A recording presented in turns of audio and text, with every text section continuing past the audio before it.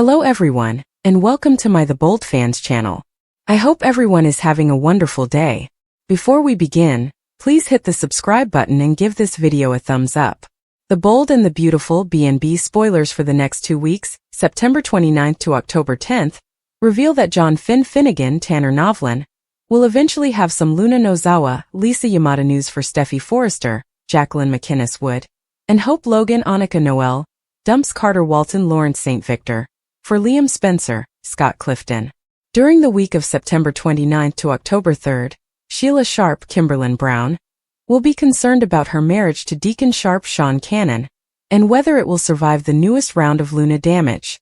After Taylor Hayes Rebecca Budig reacts to Luna's survival and advises Deacon on his relationship, Beth Spencer, Jordan Gracie, will need to practice. Liam will assist Beth with her dance movements, since a father-daughter dance is on the horizon. Hope's mind will tell her to keep her promise to Carter, but her heart will beg her to rejoin with Liam. Brooke Logan Catherine Kelly Lang will receive updates on Hope's conflicting feelings and may persuade her to pick Liam for the purpose of genuine love. Carter will be overjoyed at the prospect of marrying Hope, so leaving will be difficult. Nonetheless, Hope will eventually join Liam and Beth for the father-daughter dance, confirming her desire for a full family reunion. There will also be some preparation work in the Forrester showroom, so Ridge will spend some time alone with Brooke there. Eric Forrester John McCook may also brag about a forthcoming fashion show, as one is definitely on the way.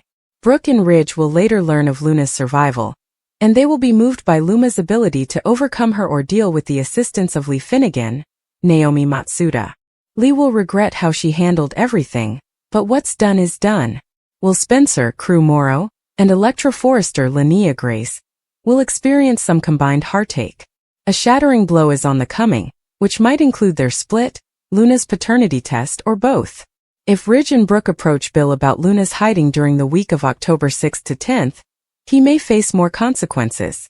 Finn may eventually discover Luna is also alive, therefore he may decide to contact Steffi Forrester, Jacqueline McInnes Wood, and inform her of this unexpected development.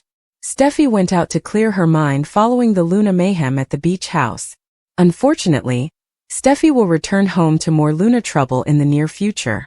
Until then, Hope will have to make a difficult decision, which should lead to her leaving Carter to reconcile with Liam. We should see Hope finally trust her intuition and realize Liam is the proper guy for her. The Bold and the Beautiful spoilers claim the next 2 weeks will be filled with highs and lows, so stay tuned. Finn's thoughts raced as he took the familiar route to Steffi's apartment. The cobblestone lanes surrounded with old brick buildings reminded him of a life he'd attempted to put behind. He was a different man back then, hopeful, determined, and confident that love could overcome life's complexities. He and Steffi had been inseparable once. Their friendship formed over late-night discussions and shared fantasies. However, time, distance, and choices had broken what they had. Now he was returning, not with promises, but with the truth that would rock her world. Steffi's building came into view, its fading red door standing out against the gray stone face. Finn hesitated, his hand lingering above the buzzer. He hadn't seen her in over a year, since their last unpleasant meeting at a mutual friend's wedding. She looked radiant then, her dark hair cascading over her shoulders and her grin bright but guarded. He had wanted to talk to her, to close the distance between them, but the opportunity had passed. Now he had no choice. The news of Steffi's younger sister Luna could not come soon enough. He punched the buzzer, the sound harsh in the still night. A moment later, Steffi's voice hissed through the intercom, harsh and apprehensive. "Who is it?" "It's Finn," he said, his tone sharper than he intended. There was a lengthy delay, and he worried if she would refuse to let him in. Then the door clicked open, and he entered the dimly illuminated hallway. Steffi waited at the top of the steps, arms crossed, her face a mix of wonder and dread. She wore a modest sweater and trousers, with her hair tied back into a loose ponytail. She appeared older, not in a way that lessened her beauty, but in a way that suggested burdens carried for too long. "Finn," she murmured, her voice quieter but yet cautious. "What are you doing here?" He gulped hard, the phrases he'd practiced fading under her stare. "It's about Luna," he explained finally. "Can I come inside?" Her eyes furrowed, but she stepped aside, allowing him into the modest, well-lit flat. The aroma of coffee hung in the air, and a half-empty mug sat on the counter. Steffi beckoned for him to sit, but he remained standing, too restless to sit. "What is going on?" she inquired, her voice tense. "Is Luna all right?" Finn took a deep breath and clenched his hands at his sides. "She's not hurt," he added, carefully selecting his words. "But she is in trouble, Steffi." Steffi's face turned pale, and she collapsed onto the couch, her hands grabbing the cushions. "What type of trouble?" Finn paused, realizing there was no delicate way to say it. "Luna's been arrested," he said. "She was caught with narcotics, which suggests she was not only using but also dealing. The police have her in custody downtown," Steffi exclaimed, her eyes wide with surprise. "No," she whispered. "Not Luna." Finn apologized, his voice shaking. She couldn't. "I was at the station earlier to consult on a case, and I noticed her name on the arrest log. I didn't believe it at first either, then I spoke with the officers. It's true." Steffi shook her head, tears welling up. "She's just a kid," she explained, her voice cracking. "She's just 22. How did this occur? How did I not notice this?" Finn longed to reach out and console her, but he remained fixed in place. "It's not your fault," he said. "Luna has been battling for a while. She's been withholding things from you and everyone else." Steffi's gaze shifted to him, rage rising above her anguish. "Did you know? You knew she was struggling but didn't tell me?" "I didn't know about the drugs," Finn replied hastily. "I swear. I ran into her at a bar a few months ago. She was unique, Steffi. Distant and angry. She wouldn't speak to me, but I knew something was wrong. I attempted to reach out afterward, but she ignored me." Steffi hid her face in her hands, her shoulders quivering. Finn's heart ached as he watched her, weighed down by his own guilt. He should have done more and pushed harder to help Luna. But he'd become too caught up in his own life and blunders. "There's more," Finn whispered, barely audible. "I saw Luna at the station and she mentioned something. She stated that she was working for someone large. The cops believe she's involved in a broader operation." Steffi looked up, her eyes red-rimmed but alert. Who did she work for?" "They don't know yet," Finn replied. "She isn't talking. But Steffi, this is serious. If she's mixed up with the people I believe she is, she's in over her head." Steffi stood up, pacing the small living room, her hands twisting together. "I have to see her," she explained. "I have to talk to her, find out what's going on." "They won't let you see her tonight," Finn told you. "She is being processed, and visits will not be allowed until at least tomorrow. But I can take you to the station first thing in the morning." Steffi stopped pacing and locked her attention on him. "Why are you here, Finn? Why are you the one telling me about this?" He flinched at the question, the reality of which wounded hard. "Because I care about you," he explained. "And because I care about Luna. I know things haven't gone well between us, but I couldn't let you hear it from someone else." Steffi's expression softened slightly. "Thank you," she replied, her voice barely audible. "But I need to be alone now." Finn nodded, realizing he had overstayed his welcome. "I'll be back in the morning," he announced. "If you need me before then, you know where to find me." She didn't answer and he didn't press. He exited the flat, the door closing behind him with a finality that resonated in his chest. The chilly night air hit him as he stepped outside, but it did nothing to relieve the anguish inside him. Luna's fall and Steffi's pain were both overwhelming and raw. As Finn walked back to his car, his thoughts turned to Hope, the woman who had once been his anchor. They'd been together for years, and their partnership provided a constant rhythm in his chaotic life. But that had also ended in a way that left him reeling. Hope had moved on, or so he thought, with Carter, a man who appeared to provide her with the stability Finn lacked. But word had traveled around their little community that Hope had left Carter and returned to her first love, Liam. Finn could not explain why the news hurt so much. He had long since lost his claim to Hope, as well as his place in Steffi's life. The journey back to his flat was a blur, with city lights flashing past like memories he couldn't grasp onto. He thought of Luna, her bright grin dulled by whatever darkness had engulfed her. He imagined Steffi alone in her apartment, dealing with a reality she could not have predicted. And he thought about Hope, somewhere out there, seeking a past she might not be able to regain. Finn stopped his car and sat quietly, the weight of the night weighing down on him. He had no idea how to rectify this, make things right for Steffi, Luna, or even himself. He only knew that he couldn't walk away this time. Tomorrow he'd be there for Steffi, whether she wanted him or not. Tomorrow, he would try to be the man he hadn't been in far too long.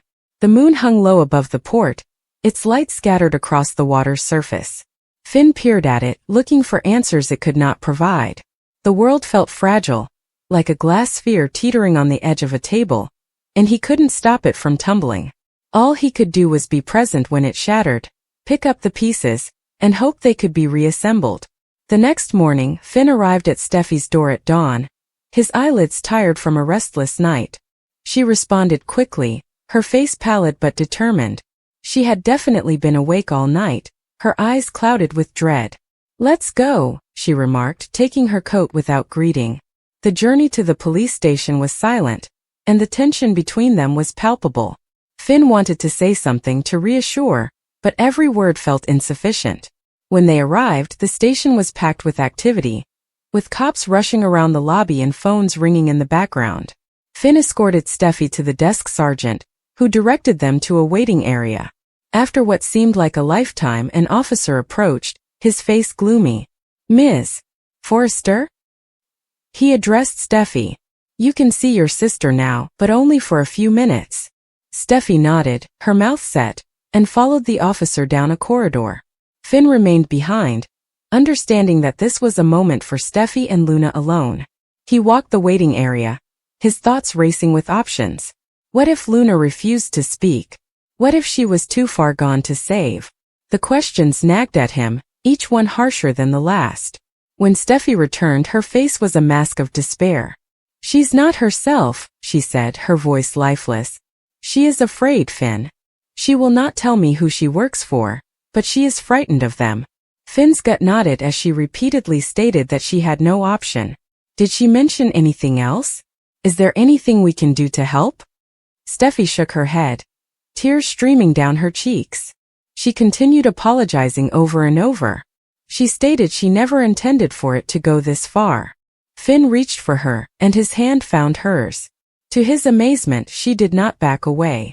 "We'll figure this out," he murmured, his voice firm despite the turmoil within him. "We'll get her out of this," Steffi said, her gaze searching his face. "Why are you doing this?" She inquired again, this time with a softer tone. "Why are you still here?"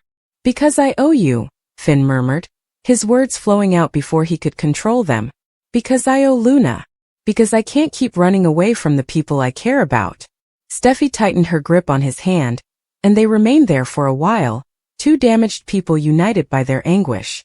The road ahead was unpredictable, dangerous, and painful, but Finn knew he wouldn't go it alone. Not this time. The following days were a jumble of lawyer meetings, station visits, and sleepless nights. Steffi put herself into helping Luna, and her devotion inspired and tired Finn.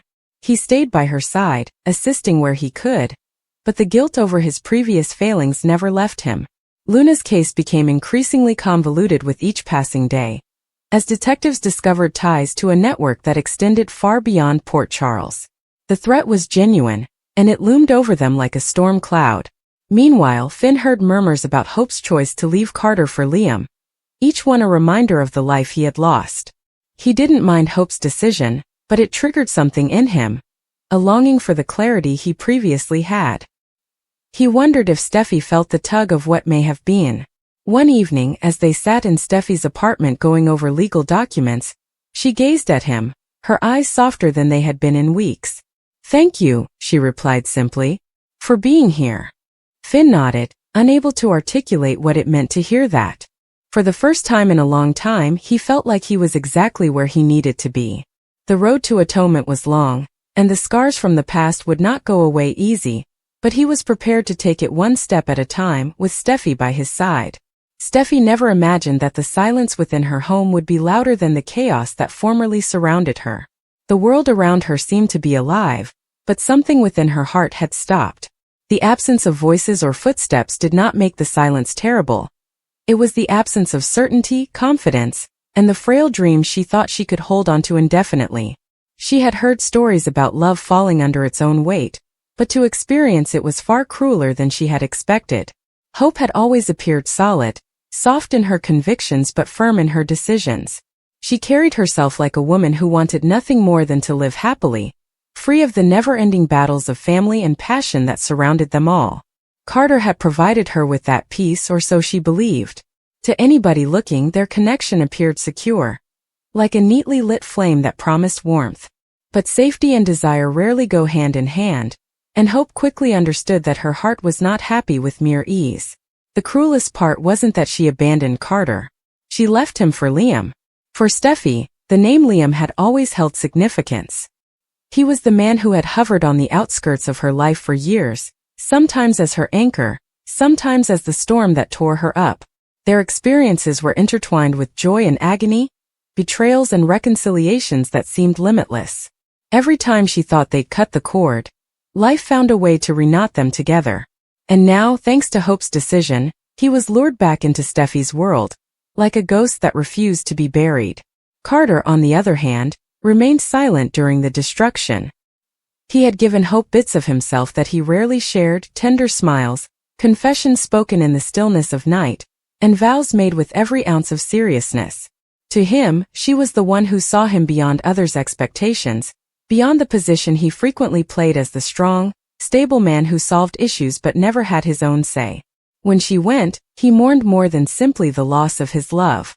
It was the understanding that even though he had given his all, it wasn't enough. Hope's explanations were neither loud nor unkind. She hadn't screamed, accused, or torn Carter down with harsh words. Instead, her departure was whispered, timid, and laced with apologies, making it all the more painful. She admitted that her heart was still drawn to Liam, and that no matter how hard she tried to move forward, she was always pulled back into that gravity. For her, love was never about balance. It had always been about longing. Steffi felt the pain of betrayal like it was her own wound. She had built her life meticulously, brick by brick, seeking to protect herself and her family from the consequences of previous mistakes. However, watching Hope walk away from Carter and run back to Liam felt like history mocking her. Haven't they all been here before? Hadn't she cried these same tears, fought these same conflicts, and asked the cosmos for a different outcome? But here they were again, Hope pursuing Liam, Liam torn between two women, and Steffi forced to reconsider all she thought she had left behind her. The awful beauty of it all was that none was blameless. Hope couldn't stop where her emotions led her, even if it damaged others. Carter couldn't help but love her, even if it left him devastated. And Liam couldn't help but respond to Hope in a way that brought ancient wounds to the surface. Steffi was not blameless, for she knew deep down that Liam's reappearance sparked something inside her that she wanted she could ignore. Steffi would go around the halls at night, when the house became too quiet, and feel echoes of her past brush against her. She recalled the nights of passion and wrath, as well as the mornings of fragile hope when she and Liam believed they might mend what had been damaged. She remembered how her heart raced when he looked at her as if she were the only one, and how it shattered when she knew she could never keep him from wandering back to Hope.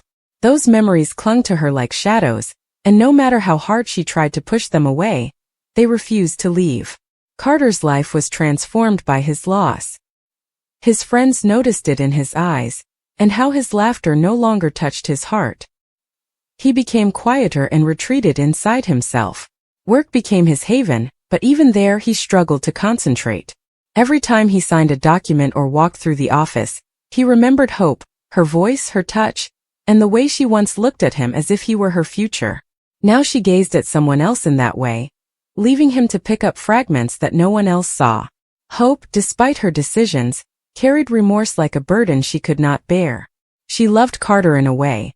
She cared for him, respected him, and wanted him to be happy. But she realized that the love she gave him was not the same as the one she had for Liam. It was cruel, perhaps even selfish, but she could never shut down the part of her heart that desired what she and Liam shared. She was looking for something more than stability or comfort, something that seemed like destiny even when it was painful.